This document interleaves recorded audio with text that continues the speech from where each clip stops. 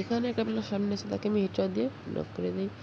ওই সামনের প্লেয়ারটাকে একটু বডি মেরে কাটার দিয়ে নক করে দিয়ে তার সময় নিচে ফেলে দিই।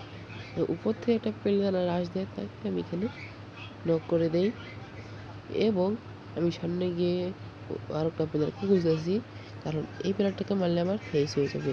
তো দেখি সে 3 নাম্বার প্লেয়ারের সাথে ফাইট নিতেছে। তারপরে আমি তার এখানে রাশ দিই, রাশ দিয়ে দেখি সে ওপেনে পিক দেয় এবং আমি মেরে ফেস করে নেই।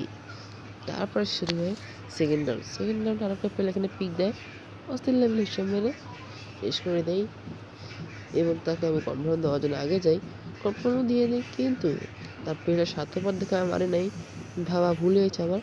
কারণ তখনই তার প্লেয়ারটা আমাকে মেরে দেয়। হালানোর কথা শুনতে পেরেছে, তো আমাকে মারতে গিয়ে আমার গুলি হলে প্যাকটাই ফাইটে যেতেছিল। আমি তাই আর ওকে না মারে এখানে মেডিকেল রাশ দিয়ে দিই, 1 শট 2 শট এবং 2টা কিল দেয়। তাকে কনফার্ম দেওয়ার সাথে সাথে দেখি আমার প্লেয়ার নক রিহে দিবে যাই মনে করছে উপরে প্লেয়ার উপরে যেতেছে, কিন্তু না, প্লেয়ার নিচে ছিল এবং যে প্লেয়ারটা ছিল হেডশট দিয়ে শেষ স্কোর আইপড।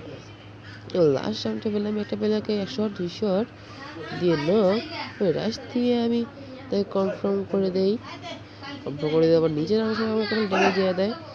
তখন আমি এখানে মেডিক করার জন্য বসে থাকি, কিন্তু তখন মনে হলো পিছনে যে জাম্প দিয়েছে, তাই পিছনে গেলাম, দেখি না কেউ জাম্প দেয়নি। তাই মেডিকেল আমি রাশ দিয়ে দিই, কারণ মেডিকেল রাশ দিলেই কিল পাবো, হিট করতে পারি।